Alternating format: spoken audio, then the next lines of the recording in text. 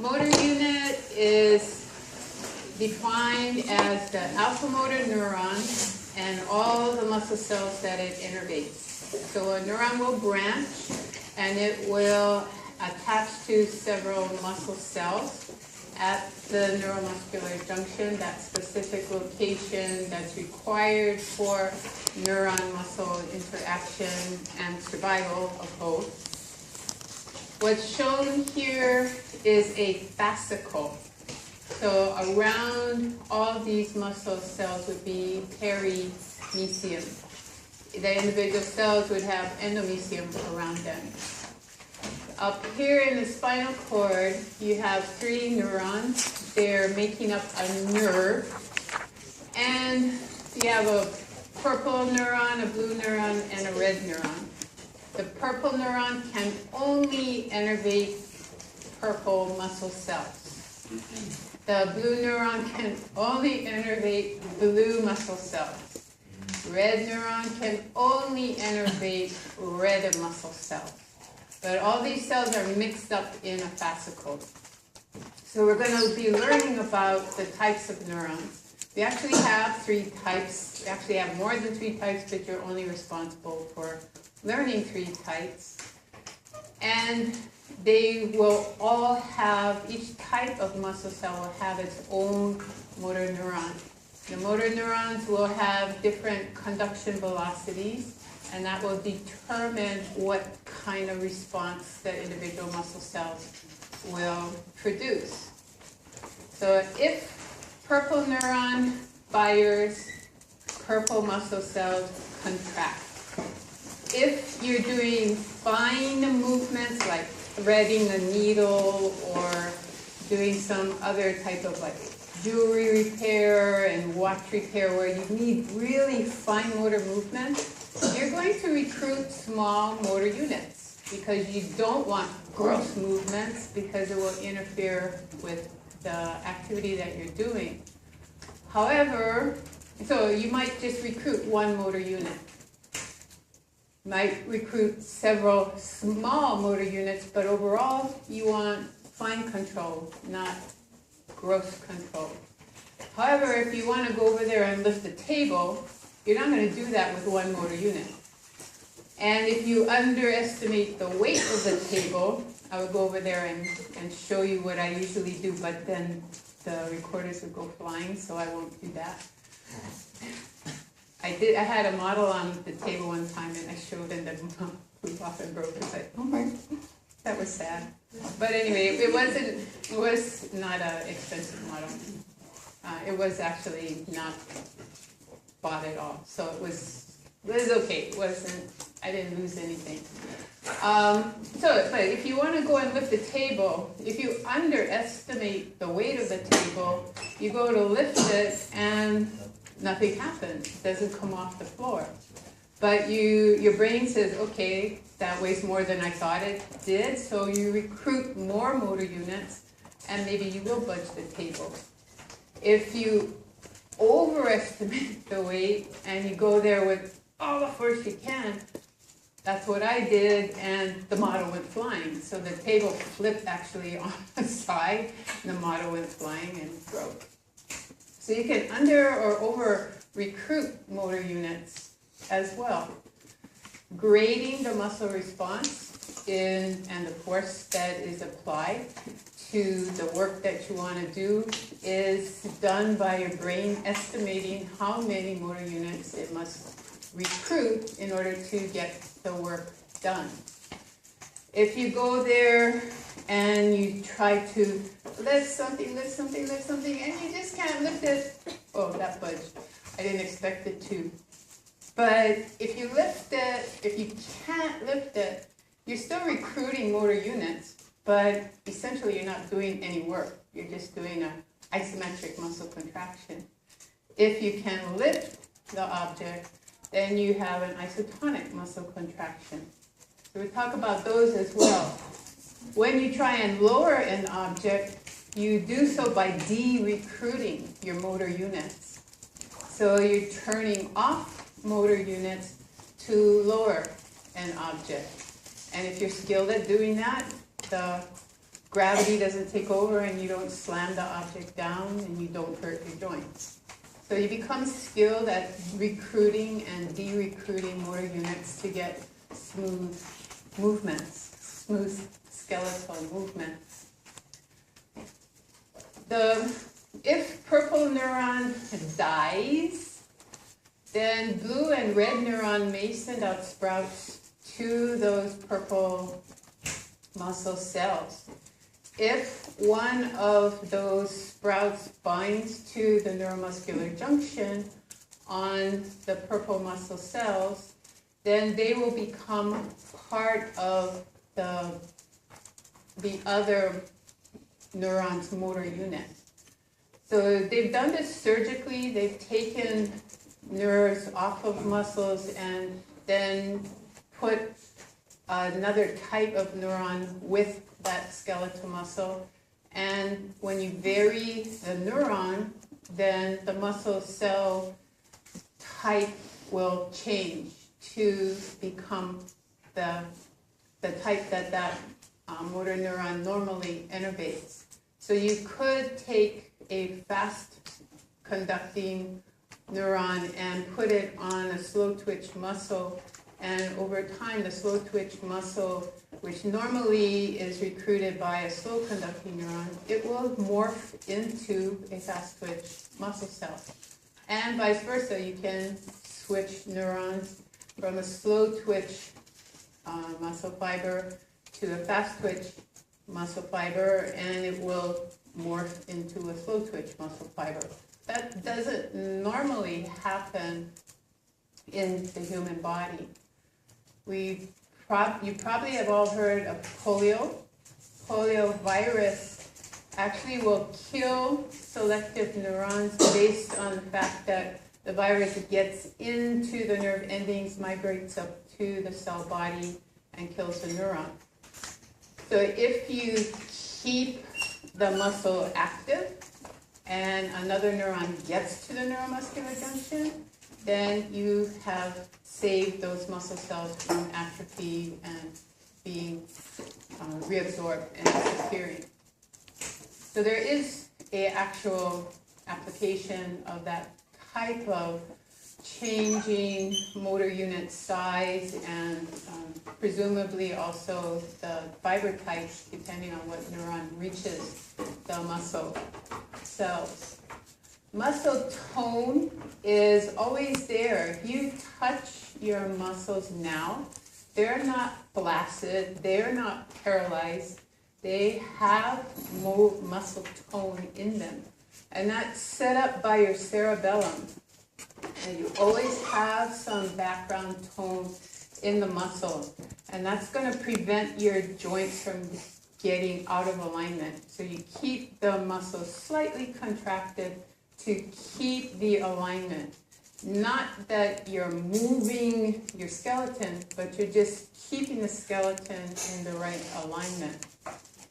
The only time you don't have muscle tone, you have it when you're asleep, except during rapid eye movement sleep. So rapid eye movement, when you look at somebody and you can see their eyes darting all around behind their eyelids, you can actually go and lift their eyelid and watch their eye do that. You won't wake them up unless they're right at the end of REM sleep. But during rapid eye movement sleep, your motor tone just disappears. So you're like a rag doll. They could pick you up and you just let go of you and you just be flopping around. So if I haven't already told you and you plan to be a breeder, have kids, don't play with your kids when they're in REM sleep.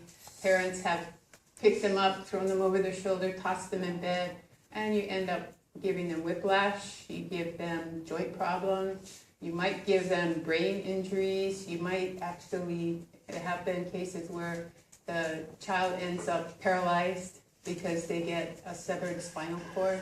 They have no protection over the delicate structures, joints or cord or brain when they're in REM sleep. So if you plan to be a breeder Take good care of your kids. Don't play around with them. Yeah, it looks funny because they're flopping all around, but just remember they have no protection because they have no muscle tone at that time. Hypertrophy and atrophy. Hyper meaning more, A meaning no trophy, no muscle development. So hypertrophy is more than normal muscle development. Atrophy or atrophy is how we usually pronounce it, means you're losing muscle size for individual muscle cells, and then overall the accumulated muscle cells in the muscle will give you a smaller looking muscle. So what is actually atrophy? It depends on the fiber type that you're looking at. So if you're doing hypertrophy of a muscle cell, if you're attempting to hypertrophy a muscle cell that has a good amount of mitochondria and it is operating aerobically, meaning it's using oxygen and ATP production is happening in the mitochondrial matrix and electron transport chain. If you do a lot of low intensity, over distance or over time type of exercise, the mitochondria actually enlarge and they seem to also divide. So there used to be a controversy, do they get larger, do they divide, do they do both? And turns out they most likely do both. They hypertrophy themselves and then they will reproduce if the demand for ATP continues to be high. Remember that pre-mitochondria, you have to go through glycolysis to get to pyruvate to then go into the mitochondria. So even in slow twitch muscle fibers that are aerobic, you will have an increase in the amount of glycolytic enzymes so that you can run glycolysis faster and then get more pyruvate into the mitochondria. Glycogen reserves will go up, but glycolytic enzymes and glycogen reserves will go up more in an anaerobic muscle fiber that doesn't rely on mitochondrial ATP, but relies heavily on glycolytic ATP.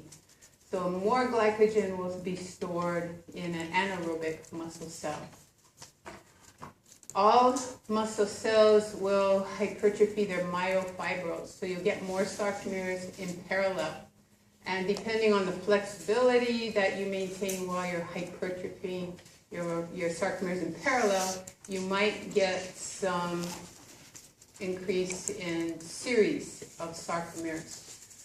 You might actually, if your muscles get too big, like some of those world's strongest men guys who can't really flex much beyond 90 degrees because their forearm runs into their bicep, they can't ever really stretch out fully and they can't really ever flex fully, so they tend to lose the series sarcomeres because they have their parallel sarcomeres so hypertrophied, so the myofibril is so big.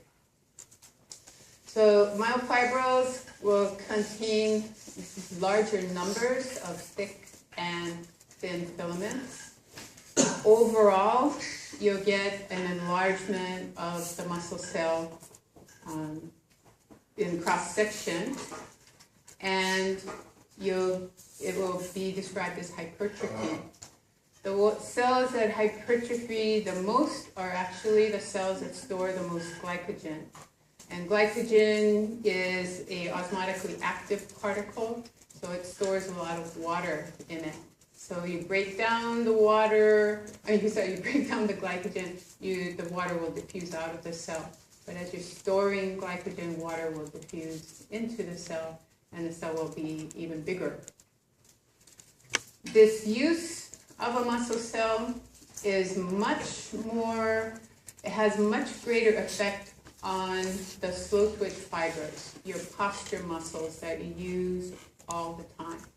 Because your glycolytic muscles, your anaerobic muscles, you rarely use them unless you're doing some type of a powerful action, some type of a powerful exercise routine.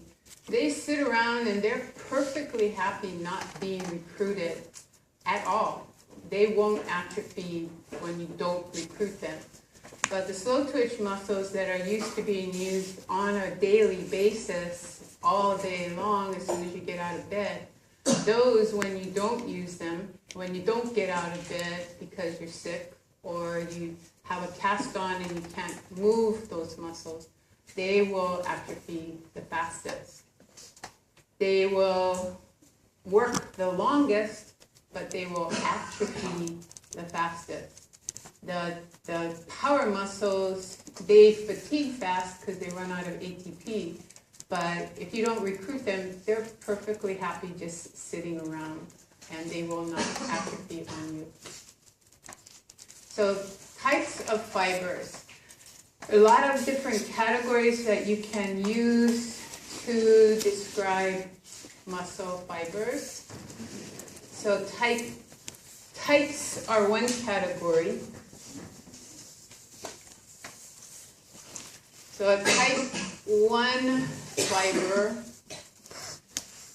I guess we're starting with type 2. Okay, so type 2B, we're going to have type 1,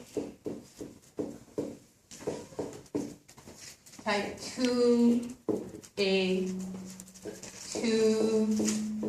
2B, which now is sometimes called 2X. So I just call it a 2BX because then you cover both bases. It's more fun to say than 2B or 2X. 2BX? Yeah. Okay, so 2B fibers, they're out here at one end of the spectrum. Type 1 fibers on the opposite end of the spectrum. 2BX fibers are glycolytic, so you can call them FG fibers. So the F is for fast twitch, and this is referring to the neuron and its velocity of speed of conduction of action potentials. The G is referring to the fact that this muscle is glycolytic. So it's going to have a lot of glycolytic enzymes. It's going to have a lot of glycogen stores in it. The glycogen stores will hold water. It's not relying on the mitochondria for energy. It's got very few mitochondria. So there's not going to be in the cell many proteins to hold on to oxygen. So when you look at that muscle cell, it's going to be pale looking. It's going to look white, or the whitest of all. The red color come down here. Type 1 is the reddest, and that's due to myoglobin.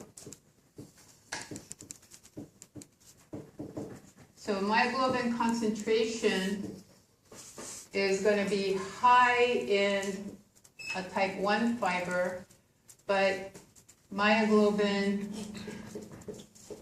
is going to be low in the 2B fiber, and that's why it looks whiter. Sorry. So the other thing is, because they're operating glycolytic, they will fatigue easily. They generally, motor units can contract for about 1/10 of a second, and maybe even less than that before the motor unit will fatigue. So if you can recruit and asynchronously but nicely recruit motor units, you can produce a high power output with these 2BX fibers for about 60 seconds. And then they're gonna all fatigue. All the motor units are gonna be fatigued because they have run out of their glycogen stores. They're not at zero glycogen, but the muscle has reached its critical glycogen level and it will just shut down. So you can produce a lot of power, but not for very long. Some other things that are in the type 2B fiber are high energy molecules called creatine phosphate.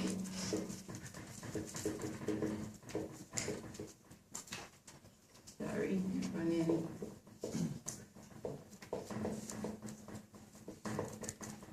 So CP, creatine phosphate, has an even higher energy bond than ATP. So you'll have about 10 seconds worth of creatine phosphate. It can transfer a phosphate to an ADP molecule and regenerate ATP for about 10 seconds worth of activity. So if you're a sprinter and you're running 100 meters, they usually do that in under 10 seconds. So they have the creatine phosphate to generate the power for that 10-second interval. And so the power output is really high for that short period of time. Put them in at 880 and no way they're going to generate the power for that long. And they usually don't ever run that far anyway, because they don't want to have any tendency to morph their muscles out of the power into the endurance mode. So most sprinters are not going to be running over distance. And most swimmers who are swimming 25 yards, it was very interesting to watch the FEMA meet where everybody's swimming 25 yards now. Used to be freestylers got to swim 25 yards, but now backstrokers, breaststrokers, and butterflies, they all can do this 25-yard sprint. And it's fun to watch too because water is just flying everywhere and everybody's moving down the pool pretty much at the same pace. And you don't know who's going to win until they touch the wall, and you can't tell who touches the wall first. Only the wall can tell. What's that? The timer. No, they have it in the plate on the wall. So as soon as they touch the wall, then it's like 1/100th of a second difference between first and third, fourth, fifth, and probably 1/10 of a second difference between first and eighth. So it's amazing what they can do. But they are operating with fast twitch glycolytic muscles, which is power for a very short period of time. Longer than 10 seconds for 25-yard swim is probably like 18, 19 seconds, something like that. It's amazing how fast they can swim through water. Anyway, so type 2B fibers are your power muscle. The slow twitch are your type 1. So characteristics of slow twitch, the S is for the speed of the conduction of the neuron, which is slow. So slow neuronal action potential conduction. O is for oxidative. So if they're using oxidative phosphorylation for ATP production, they're going to need a lot of mitochondria. So you're going to see a high number of mitochondria. So here it says abundant mitochondria. Then you're going to consume a lot of oxygen. To get oxygen to the cells, you have to have a lot of capillaries. So increase capillary density.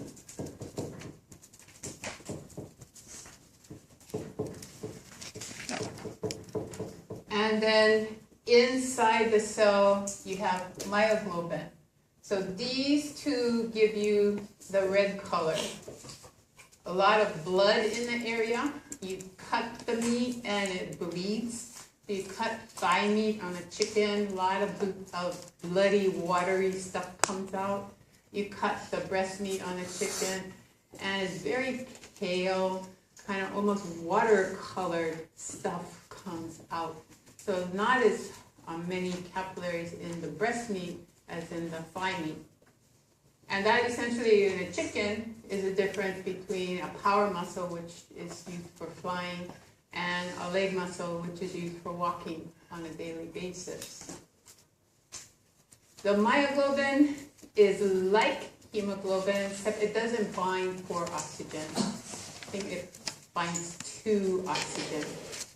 So anyway, you have this molecule that will bind oxygen, keep it available inside the cell for the mitochondria to utilize. So you diffuse off the hemoglobin into the muscle cell, and then myoglobin will hold the oxygen inside the type 1 fiber till you need it in mitochondrial respiration.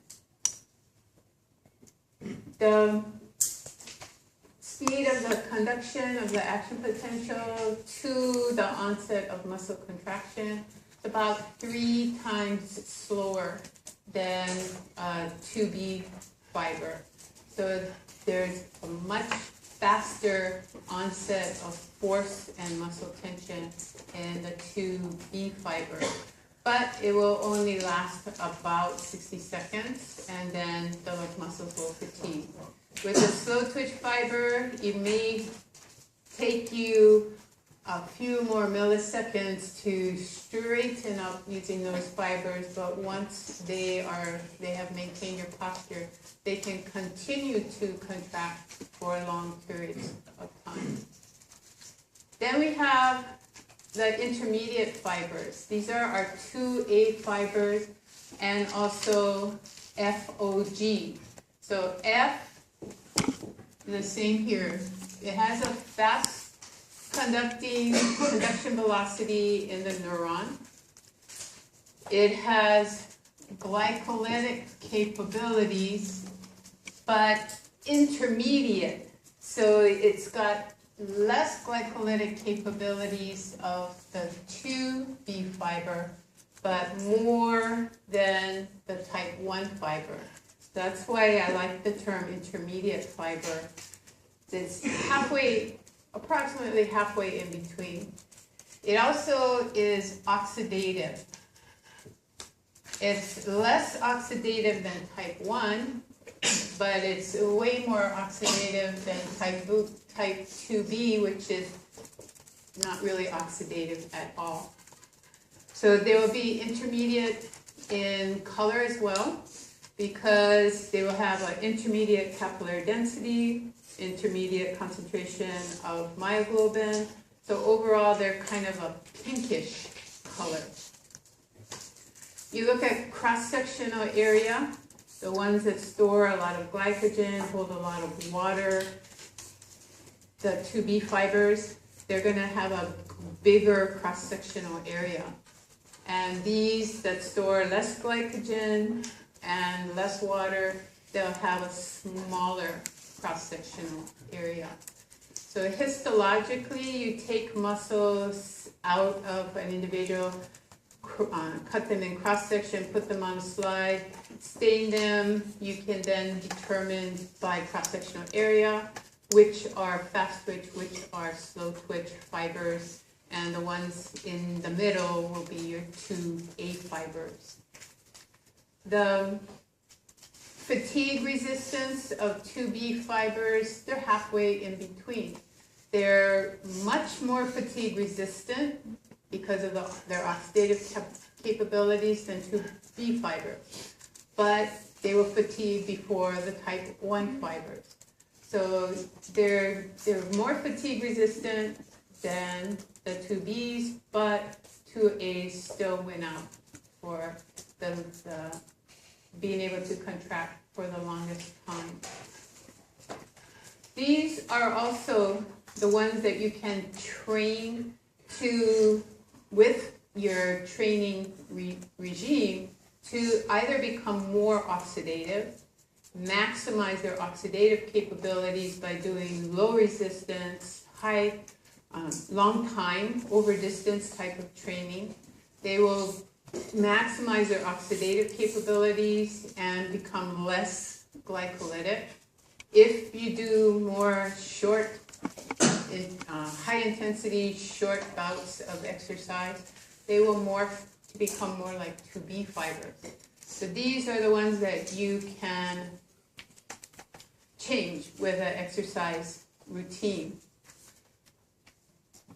Genetically, you are endowed with a certain number of fast twitch fibers.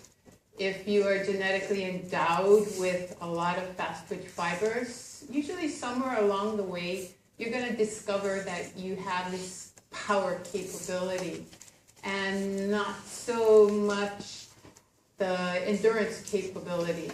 But if you don't have the power muscles and you have more, a higher percentage of slow twitch, you discover that too, that you're really not able to generate a lot of power, but give me an over distance race and I'm the Energizer Bunny and I can just go and go and go and go and go.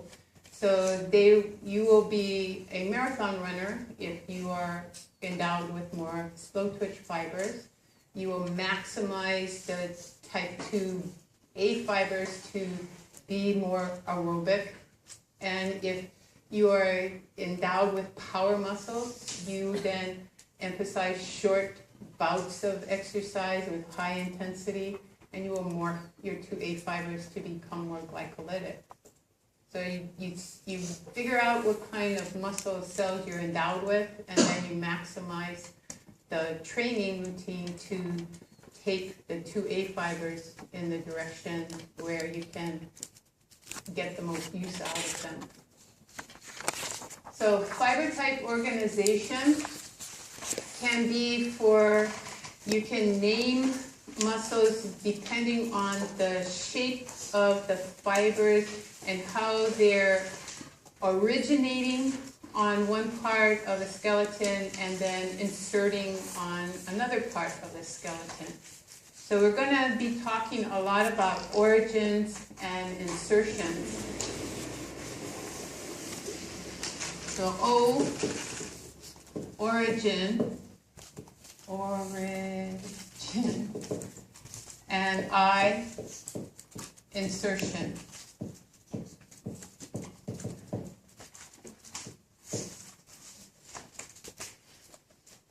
By strict definition, an origin is immovable. The insertion is movable. And this always is true if the muscle only crosses one joint.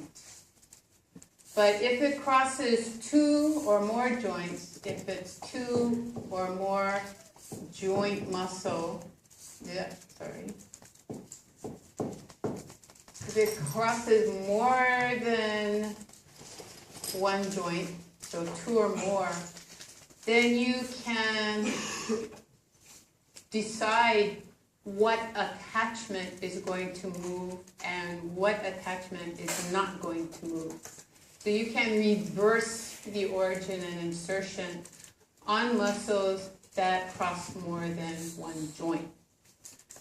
Okay, so the muscles up here that we're talking about in fiber organization, you sometimes will name them for the shape of what's in the middle. So if you look at biceps, there's a line in the center here. You can actually go in there and loosely cut the connective tissue, the epimysium, and you can separate the center muscles into two heads, two bellies of the muscle. So two seps head, two cephalons in the muscle.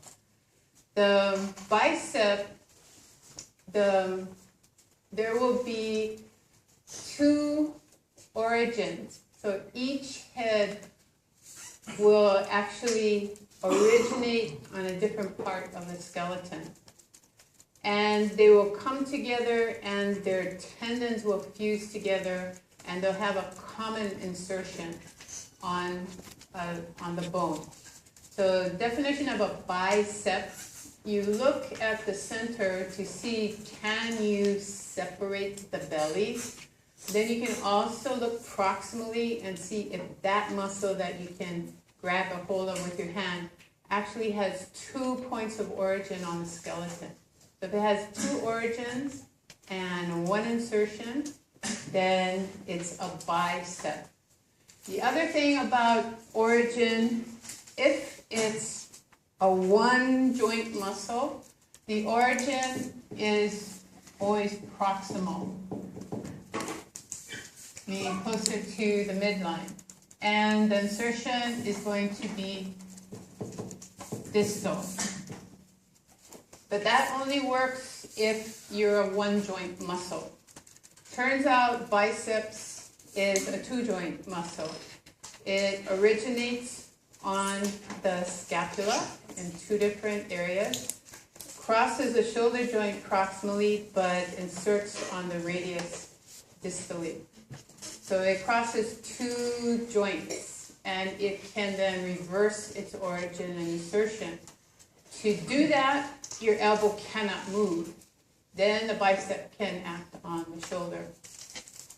Something like this fiber orientation, we have a broad origin and the muscle fibers converge to the tendon. So you can describe it as a convergent muscle fibers. And the example of that type of muscle is pectoralis major, that is attached to the sternum and coming across the shoulder to the brachium. Forgot to mention, you can also describe the muscle as fusiform or spindle shaped for biceps. It tapers inwards at the origin and towards the insertion. So I forgot to check if Martini still, what was he calling it? He was calling it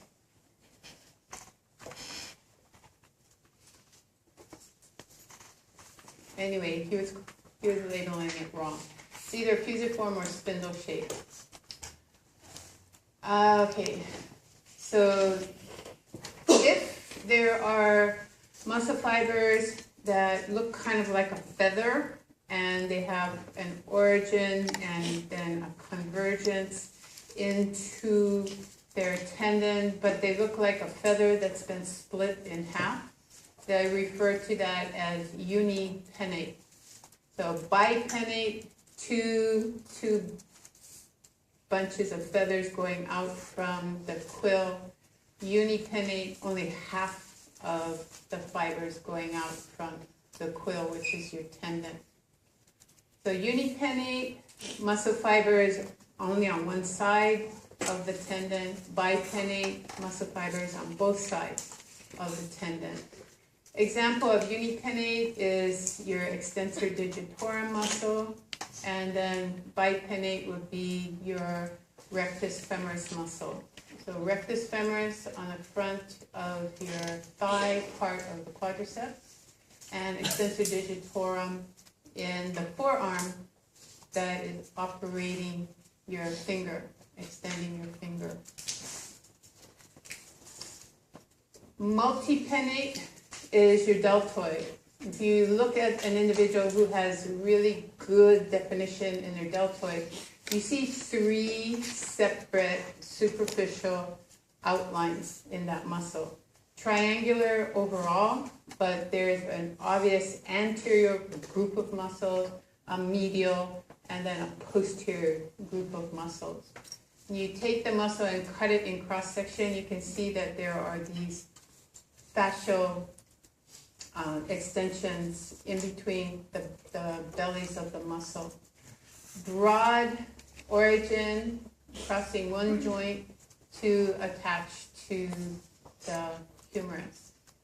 The deltoid is an example of multipennate. And then also you have circular muscles.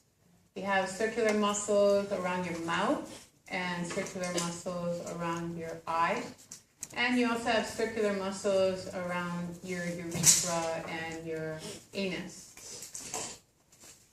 The circular muscle orientation is referred to as orbicular. So we're going to have orbicularis oculi for around the eye and orbicularis oris for around the mouth. So orbicularis oris there will be another one, orbicularis oculi, around the eye. When those contract, the orbicularis oris is pulling the skin in towards the opening of the mouth. So you purse your lips together. When the orbicularis oculi contracts, it has one little attachment to the bone, but primarily it's in the skin, so the eye also closes like a sphincter. Okay, so origin is, by true strict definition, the immovable attachment.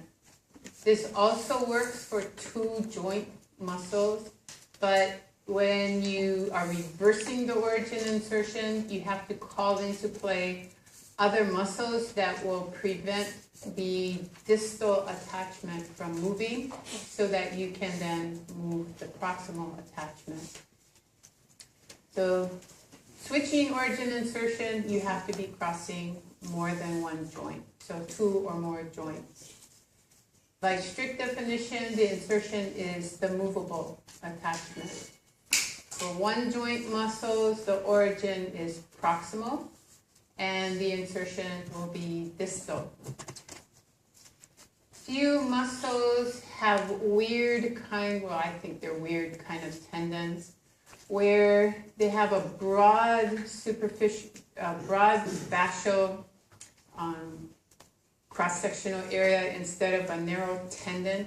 This broad fascia is referred to as a tendon, but it's given a specific name as an aponeuroses. So we've got aponeuroses in the low back where your latissimus dorsi originate. We got broad aponeuroses on the top of the head where the frontalis and occipitalis join together. I had one student one time that could alternately contract his frontalis and his occipitalis, and his hair just went back and forth on the top of his head. It was pretty cool. He said he had to learn to do that, and he had many days of headaches until he learned to do that. Asked him why, he said, well, I just wanted to see if I could do it. So I stood in front of the mirror and just kept trying, and eventually he got it going.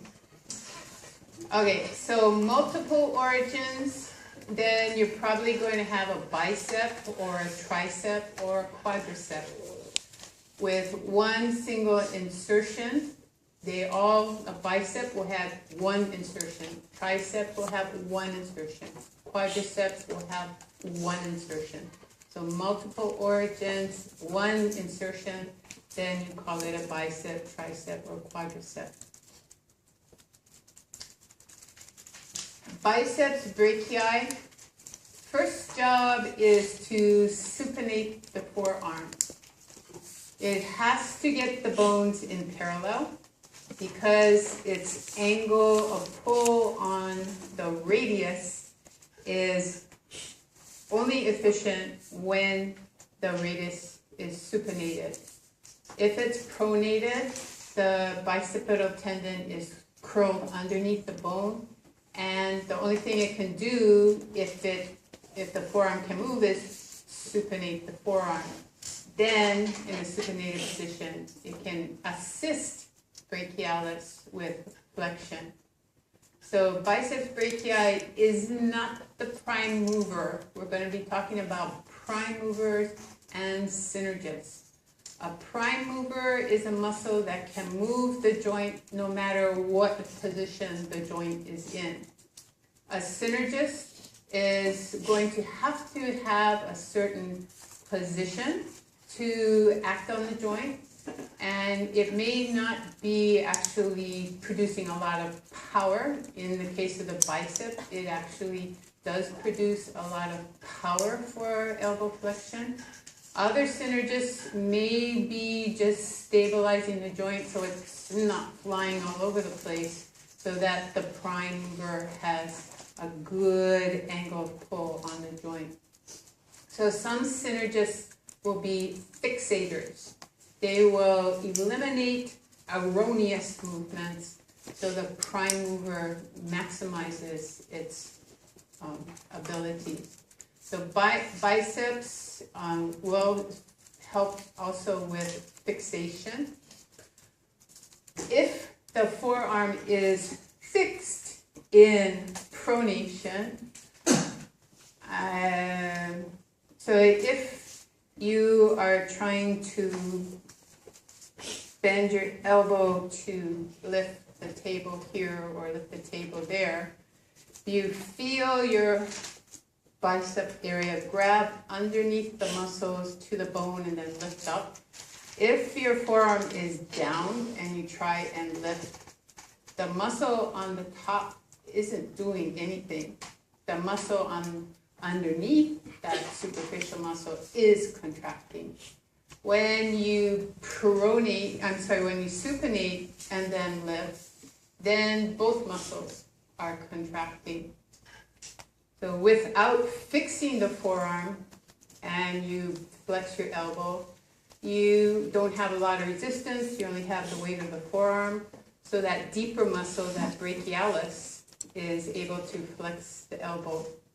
Palm in supination, brachialis still works, but as soon as you supinate, you feel biceps contracting because it does the supination. Then if you continue to flex, then biceps and brachialis will do the movement. So for prime mover category, the only muscle that can flex the elbow, whether you're in supination, pronation or supination, is the brachialis. So it is the prime mover. And biceps is a synergist and partial fixator. So prime mover, you can also call them the agonist for the particular movement. Synergists are assisting the prime mover sometimes, and they also, in other cases, they're not necessarily helping with the movement, but they're stabilizing the joint so the prime mover has its best angle of pull on the joint. So stabilization, so the agonist has its primary action. That's a synergist job as well. And antagonist is opposing the agonist movement. When we learn to use our joints, we always contract our agonist and our antagonists. Watch a baby learn to feed themselves.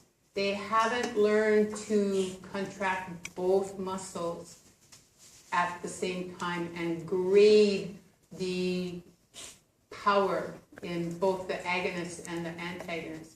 So they know they're supposed to bring the food to their mouth, and they figured out that the muscles of the forearm, the brachialis and the bicep will do that. But in order to get the food smoothly to the mouth, you've got to contract your antagonist. And that's your tricep. If you don't, babies don't, they get the food here, they get food here, they get the food over their head. It's everywhere. Once they learn to contract the agonist and the antagonist and grade the speed, then the spoon comes up and the food goes into the mouth. So we all have to learn that. You watch babies trying to learn to walk, and they don't have their flexors and their extensors grading the muscle contraction. So they might run and then boom, fall down because they don't have the the extensor muscles helping them to keep balance over the joint. So both will contract at the same time, but if you intend to flex, you will use your agonist on the anterior surface. If you intend to extend, your triceps will be the agonist, and your biceps and your brachialis will be the antagonist. So they're usually on opposite sides of the joint, the agonist or prime mover and the antagonist. So naming muscles, it's easy if you know the bones, because a lot of the muscles are named for the bones they're attached to. Brachialis originates on the brachium. You have to learn that it inserts on the ulna. But that's not too hard to do if you realize it's the prime mover of the elbow. So it can flex the elbow in supination, and it still flexes in pronation. So it's attached to the ulna. The ulna doesn't move when you pronate the forearm. And so you have now proved that your brachialis is the agonist or prime mover. Trapezius, you're going to have two sides parallel, four sides parallel, but all at an angle, not in a square. That trapezoid shape gives the name to trapezius. So this is named for the shape. Orbicularis, that's named for the shape of the muscle. Fiber orientation, we saw rectus femoris, but we also have rectus abdominis. So a rectus means the fibers or the muscle is causing the body to be in an erect position. So rectus abdominis, that also is helping to keep the body in an erect position. The fibers also happen to run up and down in a parallel fashion. Transversus, the fibers are running across in the transverse plane. So deep underneath your obliques and your rectus abdominis, the fourth abdominal muscle that is the transversus abdominis. Oblique are superficial. You can see external obliques that run at an angle, and down below you can see some of that internal obliques. Better to see the internal when you cut and reflect the external.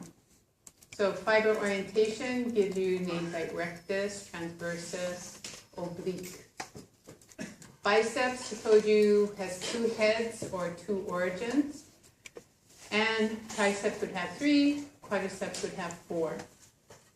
You can also name the muscle for its origin and insertion. Sternocleidos, so sternum and clavicle, up to the mastoid process. You have the sternocleidomastoid between those two attachments. The prime function, you have a flexor carpi radialis that will attach on the thumb side of the wrist. There will also be a flexor carpi ulnaris on the ulnar side of the wrist. There are also extensor carpi radialis and extensor carpi ulnaris. So if you know the prime functions, then flexor or extensor, and where the tendons attach, then you know how to name the muscle. We learned back in chapter 1, this is the bucca. Your cheeks are bucca. And when you contract the muscle in that region, you tighten the cheeks and pull them against your teeth. And that is the job of the muscle called buccinator, to contract those muscles in your cheek and prevent food from getting in between your teeth and the sides of your mouth and your oral vestibule. We're going to be learning about the lever systems. So they're going to be first, second, and third class lever systems. They're designed to maximize speed or power. So the characteristics of a second class lever is to maximize the force of the muscle movement. The resistance is going to be moving more slowly, and it's going to cover a shorter distance. A type 2 lever system is when you try and raise up onto the ball of your foot. So you're lifting up your heels, your calcaneus. You're lifting your whole body weight using these muscles that pull on the calcaneus. So all those muscles of your calf, they're creating a type 2 lever system. Maximizing force so you can lift your whole body weight. When you have a third class lever system, that's actually most common in throughout your body, but something like biceps. If you try to lift your full body weight with your biceps, couldn't do it. So the distance the bicep covers is great. The speed at which the contraction occurs is relatively fast. So a type 3 lever system is going to create a large range of motion in a relatively short period of time. If you can raise up the ball of your foot and contract your bicep at the same time and figure the ratio, the difference between the distance that's moved and the speed at which you reach the end of the range of motion, you find that there's the bicep is much better designed and a third class lever to produce the speed of the movement, but not the power. So we'll cover, a first class lever system is like a teeter-totter. You have your fulcrum, your pivot point, in between your resistance and your effort. In your body, the effort is your muscle pulling on a bone.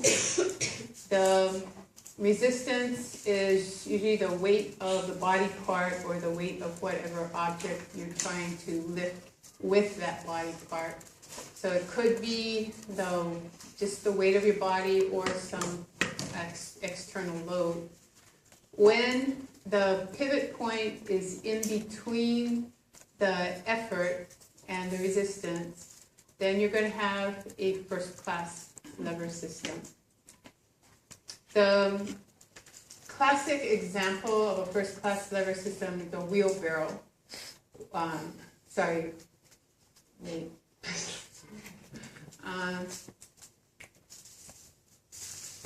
No, it's not wheelbarrow.